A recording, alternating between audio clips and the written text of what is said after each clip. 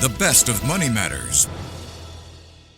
Market View on Money FM 89.3. That's right, you're listening to Money FM 89.3. Time now for Market View with me, Chua Tian Tian, where we take a look at how the Singapore stock market closed for the day, the biggest movers, sectors, and of course the companies to watch. But as always, a quick recap of how we started. Well, Singapore shares declined this morning, tracking overnight losses in European markets. So the Straits Times Index opened 0.4% lower at 3,919 points after some 41.2 million securities changed hands in the broader market. Now let's take you through the closing numbers. The STI closed down 0.17% at 3,927 points. In terms of value turnover, we are looking at 1.41 billion Sing dollars. Gainers trailed losers 205 versus 320. Top 5 movers by value. Let's take you through them. We've got here DBS, OCBC, UOB, Seatrium, and Yangzijiang Shipbuilding Sing dollars. Heavily traded securities included Oceanus, Yangzijiang Financial Holdings, and Yoma Strategic.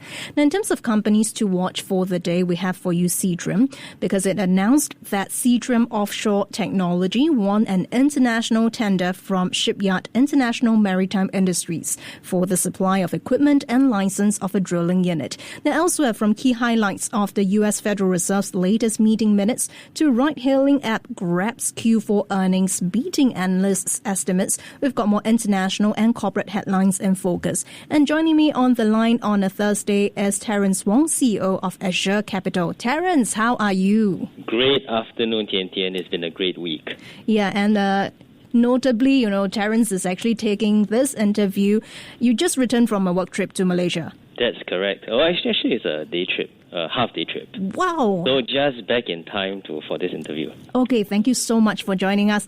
Well, Terence, let's start with the Singapore stock market as usual. How did the STI fare today? Of course, in relation to global movements, investors reacted to the release of the Fed minutes from the US. How have they reacted? Traders now seeing about 80% chance of the Fed to make no more than 2 25 basis point cuts. Any thoughts as well? Well, notwithstanding all these noise, as I would call it, I am going to do a mini celebration. I've been waiting 17 years for what happened over the past week. STI finally 3,009. hit all-time record highs. I've been waiting for this for 17 years. Right? I still remember vividly that day when it hit 3907 in October of 2007. That was when I just barely started my job. So now I'm taking a little bit of time to just celebrate. if you look at the numbers, among the STI constituents, the past year, Yangzijiang, shipbuilding led the gains with 60 plus %. There was SGX, Hong Kong Land, top 3. But the sector of the moment, the sector of the year, the sector to beat is really the banking one. It was on a tear, 33% over the year. And combined STI weighting, in the past we talked about 40%, it crept up to 50%. Now it's 53% of the entire STI. So I think that it's quite a story to tell, and I'm very, very excited about the local markets. And of course, with this SGX, there's this MAS equity review. All in, I think that it's going to be quite a decent year for the STI or for SGX. I was about to say, Terence, don't spoil the story because we're going to talk more about that later on. Okay. I'm not going to do that. But Bennett, I'm gonna recall your second part of the question, which is on the Fed, right? Yeah. Fed cautious stance, not exactly unexpected. It's, of course, influenced by uncertainty surrounding, potential policy changes, including tariffs, immigration policies in the U.S., and that's going to impact economic activity and inflation. The thing is, nobody really understands or knows the extent of the impact. So as we have it right now, market watchers, or in fact the market has been, I think, relatively measured. It has gone up, it's crept up ever so slightly to hit their own records. But I think that it's the markets are generally adopting a wait-and-see attitude with regards to interest rates. I see. Well, Terence, let's zoom in on some of the companies to watch. Seatrium there. Seatrium announced that Seatrium Offshore Technology won an international tender from a shipyard, International Maritime Industries, and that is, of course, for the supply of equipment and license of a drilling unit. Correct me if I'm wrong, Seatrium is reporting tomorrow, and if we look at the movements of the shares, I was just looking at it at about 4 plus p.m. It was down over 2%, now down 1.96%. What's moving the counter? Well, I think if we look at Seatrium, it's generally we are talking about the more macro factors. Yeah. But I feel that it is actually not too shabby. The news has been coming out from Seatrium over the last couple of weeks. Last week announced the signing of an MOU with BP for a second floating production unit, where work scope will actually be involved in some of these construction works. And this one, I think, is a testament to its track record in delivering innovative deep water production facilities, in particular Gulf of Mexico, or some people will say Gulf of America. There will be more orders, I think, as we look ahead for Seatrium. Generally positive for the industry, as building of these new rigs was thought to only start in 2026 to 2027 at the earliest, as jack-up rig operators have said that the current day rates are not high enough yet to justify new builds. But now we are seeing the asset owners are starting to order jackups. So would this be an early recovery to the new builds? I think that there's a good possibility of that happening. And I think overall this bodes well for the company. And as you mentioned, there is going to be the results announcement tomorrow. We'll just have to wait and see. And I think that consensus is that the gross profit margins, the margins, are likely to trend upwards, which is another good thing for Seatrium. I see. And aside from Seatrium, another company that we have been talking about quite a lot on the show, and that is SingPost. Now, we're seeing some earning numbers from SingPost. Today, it reported group operating profit of $21.1 million, Sing dollars, for their third quarter ended December, which is down 23.8% from the previous corresponding period. How far are the numbers within your expectations? I think I even spoken about this company like at least twice on your program, just on your program, Tian Tian. So without sounding like a broken record, I am going to mention certain key points with regards to SingPost. One, the business is evidently, if you're talking about core business, it is evidently declining. No matter who you put on, I feel that to actually reinvigorate the business will be tough. And so it is not surprising that we are seeing operating profits come off or to slide. But the main part about SingPost is not about the earnings. It's not been about earnings for a long time, but the asset monetization play, right? Investors, there could be a possibility of, not possibility, but it's really in the advanced stages of talks. The board has mentioned that its pared down is that it will be selling off its Australian assets, and this will lead to some form of will lead to a distribution of special dividends. And I think that's what is keeping the share price up, or at least maintaining, despite all the problems with the management. And investors are expecting. I think that with this sale of its assets, they should get extra. There's a possibility of them dishing out up to 20 cents per share in dividends, and I think that's something that investors are all waiting, or the investors that are still in the company are waiting for. Now, if you're just tuning in, we're now in conversation with Terence Wong, CEO of Azure Capital. Now, let's stay in Singapore. The one question that you've been wanting to talk about, Terence, it was announced in Singapore Budget 2025 that tax incentives will be introduced to get more companies and fund managers to list on the Singapore Exchange.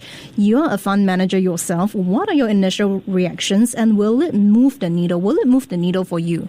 I think it's definitely a very, very important topic, especially for me. I'm one fund manager, two investor in the local markets, right? And it was clear when the MAS Equities Market Review Group first came out with its initial slew of initiatives. It wasn't well received. If you can only look at SGX, the reaction on SGX. On that very day, SGX actually plummeted by 6%. Right. These measures include tax incentives aimed at attracting enterprises and fund managers to list in Singapore, as well as encouraging the launch and growth of funds with significant investments in local equities. However, tax incentives alone do not address, I think, the fundamental challenges facing the Singapore market right now. They do not significantly impact the decision-making process for companies choosing where to list, as that's primarily driven by market valuations and liquidity, because we have to get down to where I think the main issue is. And instead of focusing on tax incentives, I think we should tackle these liquidity issues right from the get-go, from the start. So because that will lead to the valuations of the company. A lot of companies are thinking, hey, if I were to IPO here, I do need to have richer valuations than what we have right now, because a lot of the comparables, the comps are like trading like half of what other regional comparatives are trading at. So why should we list here rather than out there, right? So I think that needs to be addressed, and that needs to be addressed very, very quickly. Do you think that will be addressed when more details are out, I believe, tomorrow? May not be tomorrow, but there will be. There's a bit of a runway when it comes to this equities review committee, and I believe that in due time such liquidity issues will be addressed. Okay. Now, aside from that, further away, Terence, Nasdaq-listed Grab today posted a net profit of $27 million for the fourth quarter ended December, which was down from $35 million in the previous corresponding period. But that being said, if we look at the earnings, it beat estimates of $10.3 million profit in a poll of 8 analysts by Bloomberg. How would you assess Grab's latest earnings? And also, we've seen news reports out earlier suggesting that Grab and Indonesia's GoTo Group have accelerated merger talks. Any update on this front, or still mum at this point? Well, after years of aggressive expansion and capturing market share, Grab has clearly shifted towards financial maturity over the past 2 years. The management has been singularly focused in trying to drive profitability within the company. It did make a record quarterly profits of $11 million for the quarter. That marks the second consecutive quarter of profitability. And if you look at adjusted EBITDA, I think that is what's impressive. Hit an all-time high of $97 million, and that's versus adjusted EBITDA of about $35 million a year ago. The targets, of course, that's looking at the real view mirror. A lot of the investors are actually thinking about what Grab is talking about in the near future or within the next year. Its targets, that's what's important. It's targeting 40 to 50% EBITDA growth this year, with a 200 to 300 bips margin expansion and 19 to 22% revenue growth. I think that's positive on multiple fronts.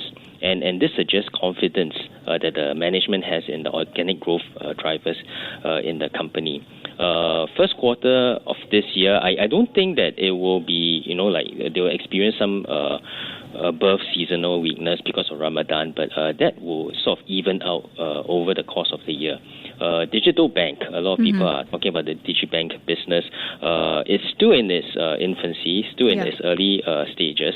But the good thing is, I think that they are going to stem the EBITDA losses, and they should be profitable, or they're gunning for break-even to profitability in 2026 and beyond. Of course, with all tech companies, we're looking into the future. The future for, I believe, a lot of these food delivery companies, a lot of these tech companies is, looking into autonomous vehicles. And I believe that that's something that Grab is focusing on also, and it plans to announce partnerships pretty soon. And on the topic of GoTo and the merger between Indonesian rival GoTo as well as Grab. Again, I think it surfaced that they are in advanced talks.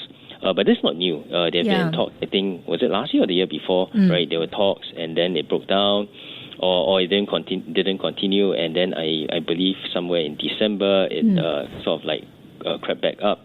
I think that, if it were to happen, that would be positive for the sector. It's positive for both of them, given that this is an intensely, highly competitive sector, and for two of the market leaders, regional market leaders, to come together, this should be positive for them. And combined, these two will have a valuation of over $25 billion.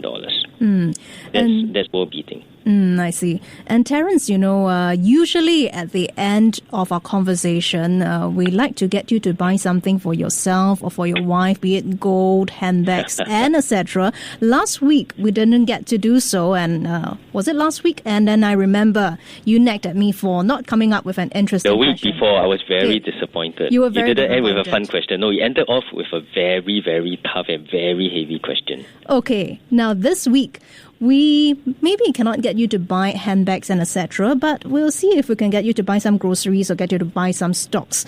A lot of companies announcing their earnings this week, today in particular, some of which have already released their earnings, some coming up tonight US time. We've got Alibaba, Walmart, Airbus, Lenovo, among others. What's on your shopping list? What's on your watch list? Well, there's really a lot coming out. Yeah. So I think the key thing is really to stay a bit focused, especially, in different time zones, and I'm getting on in age.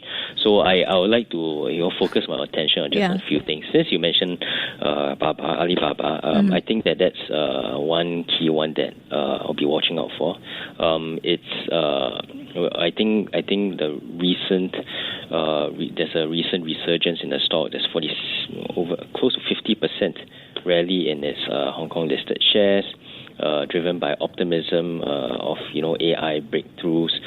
With Alibaba, I think there are a few things that you want to look out for: e-commerce growth, regulatory environment. Competition is always there, right? And they have been fighting tooth and nail. We spoke about Grab earlier on.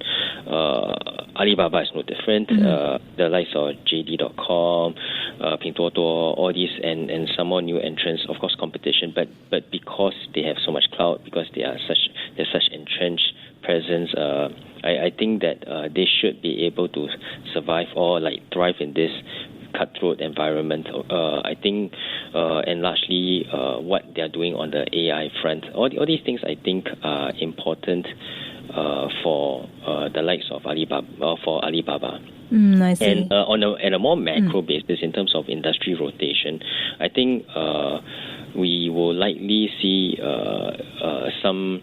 The Trump trade itself, it's been very, very heavy, and it's been very concentrated, and I do believe that there will be some switching out of the Trump trade. And that's in terms of industry rotation. Some of these Trump's big donors during the campaign, such as military industry, saw their stock prices, continue to fall after they took office. I think that they will fall to a certain level, and that will become interesting to look at. However, some industries were not initially supported, have also rebounded due to continuous technological advances and rapid growth in demand. So all these companies, like all these different sectors, I think there's a lot to digest, but I would stay focused on some of the key themes. Thanks so much for the insights, Terence. That was Terence Wong, CEO of Azure Capital. Thank you so much for joining us on Money FM 89.3. Thanks so much, Tian Tian. Before acting on the information on Money FM, please consider if it's suitable for your own investment objectives, financial situation, and risk tolerance.